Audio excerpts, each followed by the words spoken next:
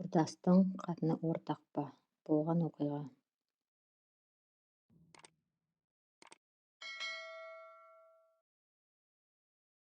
Жастық дәуір, студенттік кез, өзімен 5 жыл бір курста бір топта оқып, бір тістем нанды да бөлісіп жеген Жарас есімді досым болды. Мінезі дөрекілеу болғанымен көңілінде тырнақтай да кірі жоқ, адал жүректі жігіт болатын. Оның құдай қосқан жары Айнұр есімді келіншек. Ол да өте ақкөңіл, бауырмашыл, жайдары мінезді, нәзік, ешкімнен ештеңесін аямайтын өте көңілді жан еді. Олардың отбасында Балнұр есімді қыздары болды. Ал өзімнен бір курс төмен оқитын Қанат есімді бір досым болды. Онымен де достығымыз ерекше еді. Бұл да өте ақкөңіл, адамгершілігі мол, қарапайым, адал, мәрттігі де жетерлік керемет достарымның бірі болды. Ол мен талай рет достық сынағымнан сүрінбей өткен бойдақ досым еді. Күндердің бір күнінде бұл досым мен әлгі Жарас досымның әйелі Айнұр арасында шайтан түртіп, махаббат сезімі пайда болып, екеуі бірін-бірі көрмесе тұра алмайтын жағдайға жетті. Бұл жағдайды біз, яғни мен әйелім екеуміз ғана байқап қалғанбыз. Бірақ басқа ешкім сезбейтін де білмейтін де еді. Бәрі де қимас достар. Бұл екі жаққа да ыңғайсыз жағдай еді. Көңілдері мен тәндері қосылған әлгі екі ғашық араларындағы қарым-қатынас күннен күнге күшейе түсті. Олардың бұл әрекеттерін біліп көріп жүрген мен оларға сұмдықтарын тоқтатуды талай рет ескерткем. Олар уәде де берген.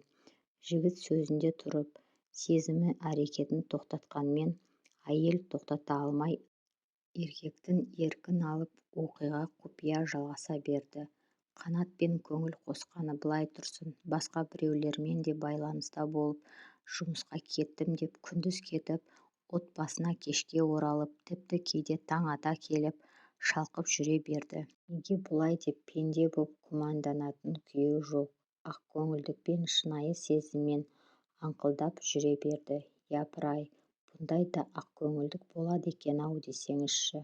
Итаяқтан ас ішіп жүрген досыма, оның қазіргі өміріне жаным ашып, оқиғаны анық білмесе де, күмәндану арқылы әйеліне құпия істерін тыюға септігі тиер ме екен деген оймен досыма әртүрлі мысалдар мен әсерлі әңгімелер айтып, астарлы белгілер беріп, қанша әрекеттесем де сорлы досымның мұрны иіс сезбей, еш нәрседен сезіктенбей, уақыт өлтіріп жүре берді.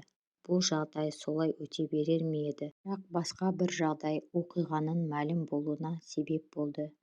Досымның әйелі Айнұр бір киім-кешек дүкеніне сатушы болып істейтін.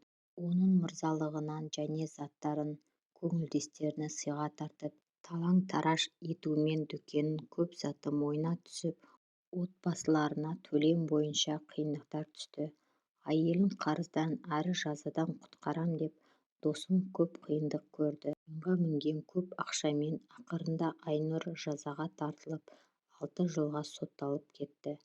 Аңқылдаған аңғал досым әйеліне 6 жыл емес, 60 жыл болса да сені күтемін деумен қалған. Сөйтіп жүргенде кішкене қыздары да ауырып қайтыс болып кетті. 6 жыл күтуге болар еді, бірақ айдың күннің аманында адасқан сорлы келіншектің аман жүрсе, түрмеден судан таза, сүттен ақ боп шықпасына кім кепіл? Ал адал жүректі аңғау досым күтем дейді. Адалдық пен ар-намыс үшін енді не істеу керек? Бар шындықты айту керек пе, әлде жабулы қазан жабулы күйінде қалу керек пе? Осы сұрақ өзімді де қинады. Былай жүрсем арба сынады, олай жүрсем өгізім өледі деген жағдай болды.